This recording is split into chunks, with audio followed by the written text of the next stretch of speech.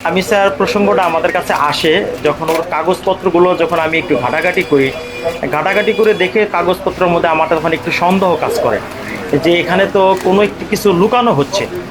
কারণ হলো যে ওর যে মেডিকেল সার্টিফিকেট এবং ওর যে জন্ম নিবন্ধন, সেখানে দেখা যাচ্ছে যে বয়সের পার্থক্যটা বেশ ডিস্টেন্স। তখন আমার একটু প্রশ্ন জাগলো যে আমরা তাহলে মেডিকেল সায়েন্সকে আমরা বিশ্বাস করব না জন্ম নিবন্ধনের কাগজটাকে বিশ্বাস করব। যদি জন্ম নিবন্ধনের কাগজটাকে বিশ্বাস করি তাহলে মেডিকেল সায়েন্স ভুয়া, আর যদি মেডিকেল সায়েন্সকে বিশ্বাস করি তাহলে জন্ম নিবন্ধন ভুয়া।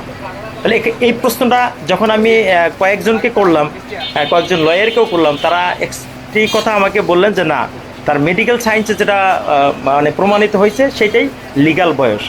তাই যদি হয় তাহলে একটি ইনলিগাল একটি সার্টিফিকেট দিয়ে যখন তাকে ধর্ষণের অভিযোগ নিয়ে আসে তখন সেটা কিভাবে অ্যাকসেপ্ট করে।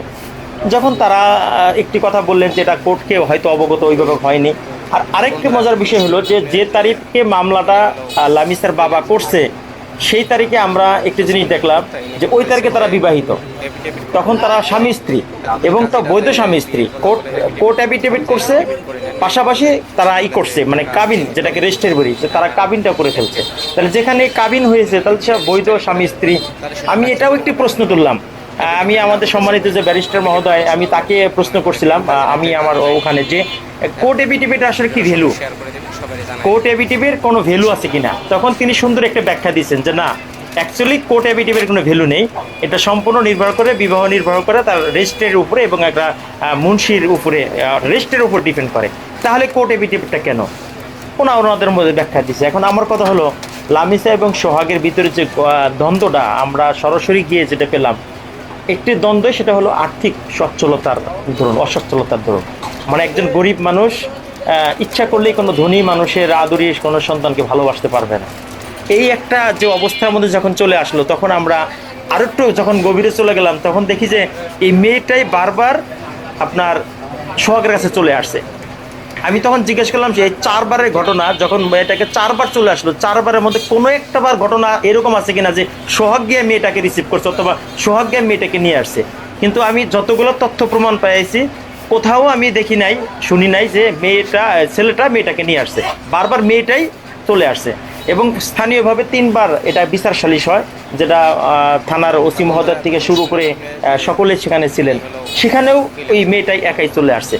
এই যে পুরো ঘটনাটা যে একটি অবস্থা সৃষ্টি হয়েছে, এটা যদিও পারিবারিকভাবে বসার একটা সিদ্ধান্ত এখানে নেওয়া হয়েছিল, কিন্তু সেখানে আমরা দেখলাম যে মেয়ের যে অভিভাবক যারা, তারা খুব একটা এগ্রি না, আর তারা আইনের প্রতি তারা খুব একটা যে আইনে যেটা করবে। তখন একটি পর্যায়ে মেয়েটা সিদ্ধান্ত নিল যে না, এখন আর আমার বসার কোনো অপশন নাই, আমি আইনের মাধ্যমে যাব। যেহেতু তারা যেহেতু আইনে যাচ্ছে, আমিও আইনের মাধ্যমে যাব।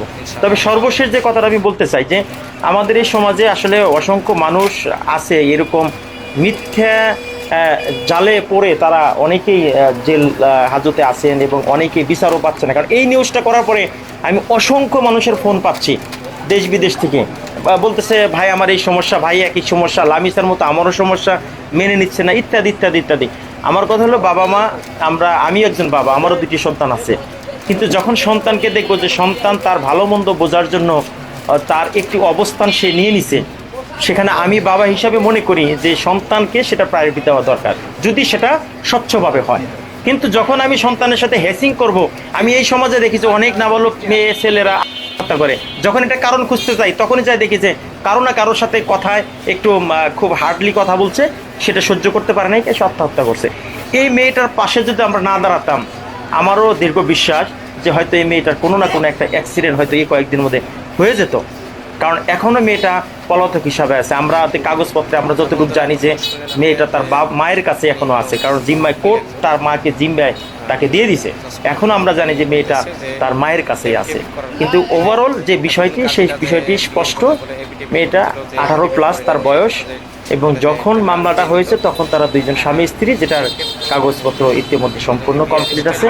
এই হলো মানে আমাদের কাছে সর্বশেষ। আর এই বিষয়টা আমি 4 বারের শুনানির মাথায় আমাদের কাছে আসছে। যদি প্রথম দ্বিতীয় তৃতীয়বার আসতো তাহলে হয়তো এত দূর পর্যন্ত আসতে হতো না, হয়তো ওখানেই শেষ হয়ে যেত। কিন্তু চতুর্থবারের মাথায় মানে এই পর্যন্ত আসা হতেই ছিল। এতক্ষণ শুনলেন আপনি যে ইনি হলো উকিল একজন, জসকোটের রিপোর্ট, তাই ইনি বলতেছে যে এফিডেভিট করার দিনে এতদিন কাজীরা যে বিয়ের কথা বলে এফিডেভিট করছিল, যে এফিডেভিট করে নেন এই কথা যে বলে যে টাকা হাতিয়ে নিত, এফিডেভিট করার কোনো ভিত্তি নেই।